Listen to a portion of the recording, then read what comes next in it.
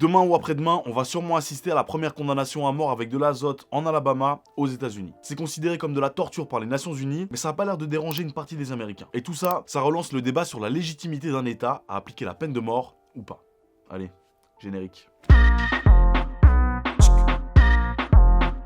Depuis 2018, l'Oklahoma, le Mississippi et l'Alabama ont autorisé la condamnation par inhalation forcée d'azote. Et là, la première exécution devrait avoir lieu. Alors le principe est simple, mais bien horrible. C'est que la personne condamnée à mort doit respirer de l'azote pur et ça lui enlève l'oxygène dans son sang.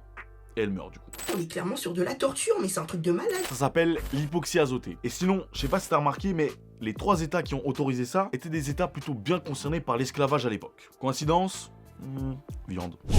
Viande. La raison pour laquelle ces États utilisent cette technique a été expliquée par le procureur général de l'Oklahoma, Mike Hunter. Et il disait ça. Nous avons opté pour cette méthode car il est établi que les États dans tout le pays éprouvent de grandes difficultés à se procurer des substances pour les injections létales. Et ouais, il y a une pénurie des produits à cause de leur boycott par les entreprises pharmaceutiques, qui sont essentiellement européennes. Cette injection létale, c'est une expression que tu as sûrement déjà entendue. Mais concrètement, c'est le fait d'injecter une combinaison de 3 produits chimiques. Un sédatif pour faire perdre conscience au détenu. Ensuite, un agent paralysant qui arrête la respiration. Et enfin, un autre qui provoque un arrêt cardiaque.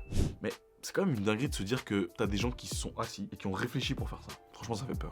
Ça me fait peur! Du coup, c'est la pénurie pour ces 3 produits, ce qui explique que les 3 États veulent désormais utiliser de l'azote. Et la personne qui a été, entre guillemets, choisie pour être exécutée de cette manière, c'est Kenneth Eugene Smith. Alors ce qu'il faut savoir, c'est que Kenneth, il a été condamné à mort une première fois en 1988 pour le meurtre d'une femme, commanditée par son mari. Mais le procès avait été annulé en appel. Pendant son second procès, en 1996, il avait été de nouveau reconnu coupable de meurtre, sauf que les jurés n'étaient pas sûrs de sa sentence. 11 jurés sur 12 avaient recommandé une peine de prison à perpétuité. Sauf que le juge s'est dit, rien à foutre de vos avis. M'en bat les couilles.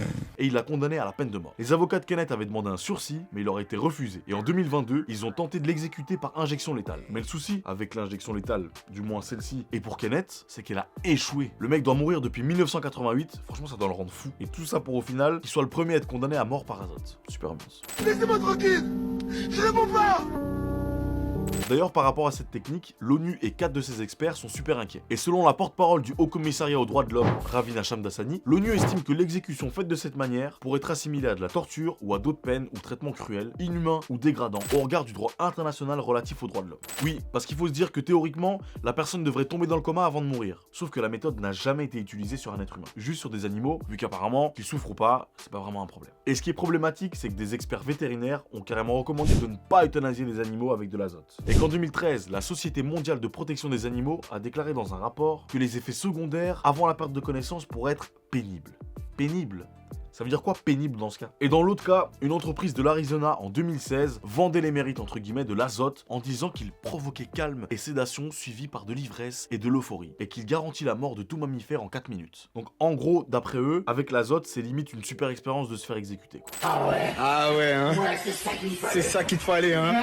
Après tu m'étonnes, ils vont pas dire que c'est dangereux alors qu'ils essayent de vendre leurs produits. Logique. Et sinon, toute cette affaire, elle a relancé le débat de la peine de mort et ça m'a fait me poser une question. Ça dit quoi la peine de mort dans le monde actuellement? Alors selon Amnesty, en 2022, 52 pays appliquaient encore la peine de mort. 883 personnes ont été exécutées cette année-là, un chiffre en augmentation de 53% par rapport à 2021. Et plus de 1000 personnes auraient été exécutées en Chine, mais comme c'est un secret d'État, on n'est pas sûr à 100% des chiffres. Et sinon, toujours en 2022, la plupart des exécutions connues ont lieu en Chine, en Iran, en Arabie Saoudite, en Égypte et aux États-Unis. Alors j'ai quelques questions pour toi maintenant. Qu'est-ce que tu penses de la peine de mort? Est-ce qu'un État peut se considérer comme démocratique en l'appliquant? Est-ce qu'elle devrait être appliquée seulement à certains crimes? Enfin bref, donne-moi ton point de vue dans les commentaires. Respect, bienveillance, tu connais. Et surtout, n'oublie pas qu'on ne guérit d'une souffrance qu'à condition de l'éprouver pleinement.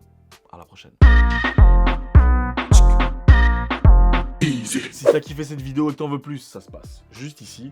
Et si t'es pas encore abonné, abonne-toi là, juste là, allez abonne-toi là, m'oblige pas à te menacer. Allez.